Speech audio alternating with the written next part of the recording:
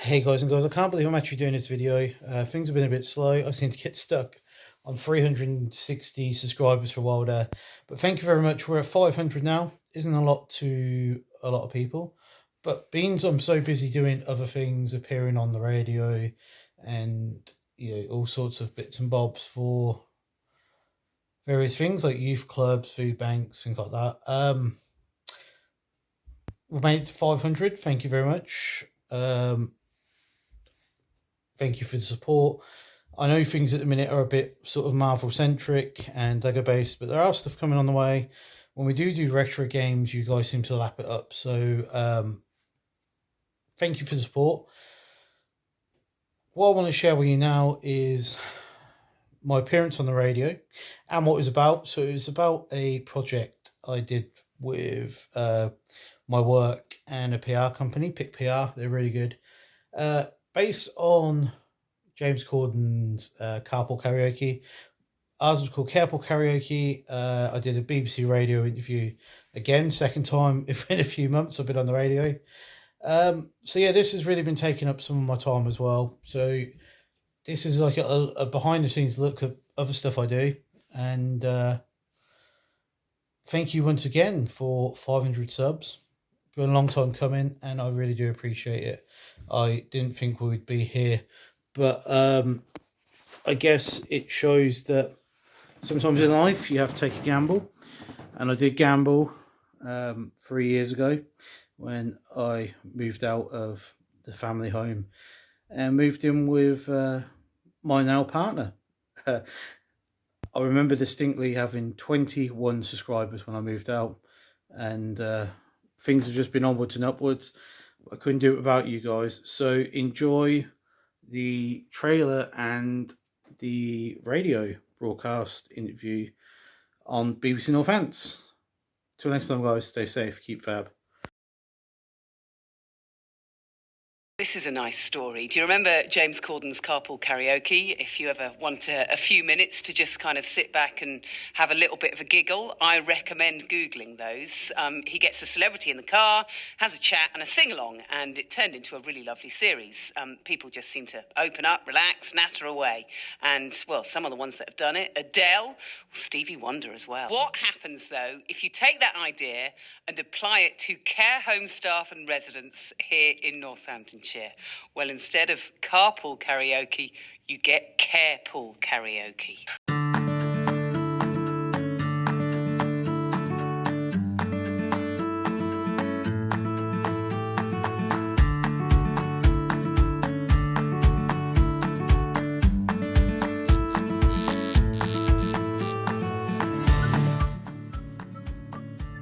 Hey, we're here. Are you coming out? Hello, Mavis. Your chariot awaits. Excited about Carpool Karaoke? Very excited, a bit nervous. So, what's your name? Where'd you come from? My full name is Dale Ian Paul Knighton. The only downfall is my initials are Dip. Dip Knighton. What is your name? Mavis. So, who have we got? I'm Gemma. I'm one of the activities coordinators at Gabriel Court in Kettering. Miss Ayora O'Leary. What's your favourite thing about being at Gabriel Court? The activities. My role is activities, so it kind of goes hand in hand to stuff I've done before. I used to do a bit of singing back in the day. Eleanor Rigby picks up the rice. What sort of music are you into, Gemma? Mississippi in the middle of a dry spell. Mavis, how do you feel about singing a song with Gemma in the back there? Hey, Sarah, Sarah. Love me true. Dada, love me, true. And I suppose that's what I've taken on with the role. I lost both of my grandparents around a similar time, and these guys are like now my adopted grandparents. Well, my mum used to go out every Saturday morning and bring me back a new record. There's nothing better than being able to truly enjoy your job and make a difference to somebody else's life as well. Love that. And you can actually watch videos of it, and it's just great. Gabriel Court Care Home in Kettering. And they've made a series of these karaoke videos, carpool karaoke videos, as part of Mental Health Awareness Week. After 8, we're going to hear from Dale, who was singing rather beautifully in that clip. How lovely is that? This is the team at Gabriel Court Care Home in Kettering in a short series they made as part of Mental Health Awareness Week. So the person you heard singing Eleanor Rigby there, Dale Knighton, we can speak to him now. Morning, Dale. Good morning, how are you? You alright? Yeah, I'm good, thank you. I expect that was a lot of fun, wasn't it? Yeah, I've actually got goosebumps just listening to the trailer. I've watched it a few times now with the residents. So strange to be involved in the project, especially being I wasn't initially meant to be singing on it. Oh, right. So how did it come about then? Talk me through it. So in January, we've got a lovely PR company called Pick PR, and we have a meeting with them and the ACI owner. And it was pitched to us that, this carpool karaoke idea would be fun. And would I help? Because I'm a bit of a YouTuber. So they wanted my advice on copyright and how we can make it public. And then last minute, one of the carers dropped out. So on D-Day, I volunteered my services and went on to the project to actually do the singing and become more hands-on.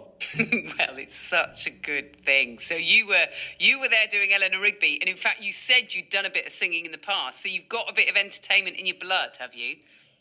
I used to do a bit of singing, small venues around Kettering when I was a lot younger. I think we were talking nearly 20 years ago. Did a lot of karaoke and activities coordinator at Gabriel Court, so always having a sing song with the residents. So it went hand in hand with the project.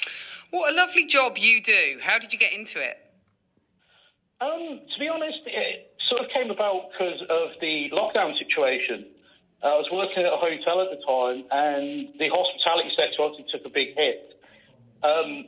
So when I was furloughed, I took a volunteer job at a food bank, and it just went from there, sort of the care and the community aspect, and the timing was perfect. The Gabriel Court job had come up for activities, and I also volunteer at a youth club, so it was a case of mixing my personal life with a professional life. And what were the residents like? Were they a bit reluctant to do the singing?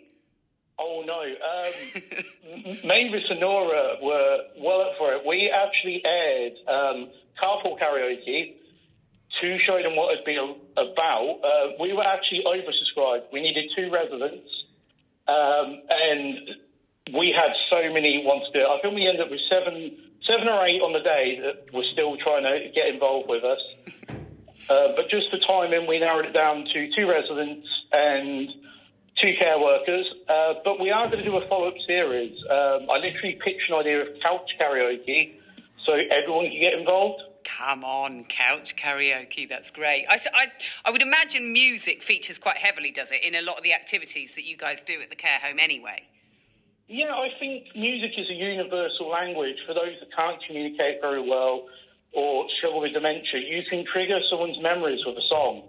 And we all did 3 songs each, and they're all very, very different. So I went for, I'm a bit of a mod, so I went for like 60s pop music. As you heard, Beatles, I did a Who number.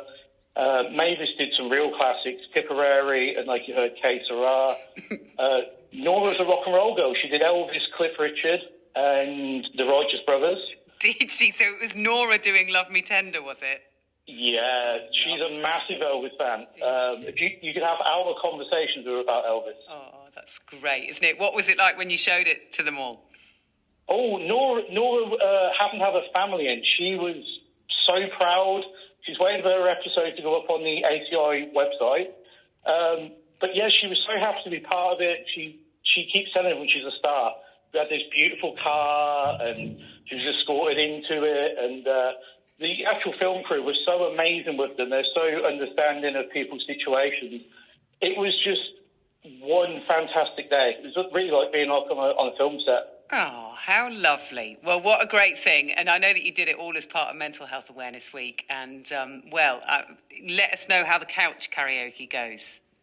Oh, yeah, we'll give you an update. I'll be in touch, maybe send some footage over. Brilliant. Dale, send our love to Mavis and Nora. Tell us their stars. Oh, thank you very much. They'll love hearing that. I'm actually going to play this back to them, so they'll hear it in person. There's a lot of people waiting for today and the announcement, and Nora's one of them. She's really proud as punch. And some of the guys at ACI, it came together in the end, and it was just so good to be part of it. Dale, lovely to speak to you. You'll always be Dip to us, but lovely to speak to you. Dale, very much, Annabelle. Dale Knighton, then, from Gabriel Court Care Home. Isn't that a lovely thing? I think people who work in care homes just do such great stuff, and what a lovely project to be involved in. Oh, that's it now, the door's locked, no escape. Yeah, that's it. So, what's your name? Where'd you come from? All of that? So, my full name is Dale Ian Paul Knighton. My initials are DIP. Pretty much grew up with this generational split in music. So I was brought up with Diana Ross the Supremes on one hand, and my brothers are very much into punk, David Bowie, and the Beatles. And I remember walking in when they were watching the Yellow Submarine movie, and one of the opening segments is the Eleanor Rigby song. And I was fascinated by the bizarre way it was animated. It had that very 60s sort of psychedelic feel to it. It just brings back a lot of memories of my older brothers. Why did you get into care?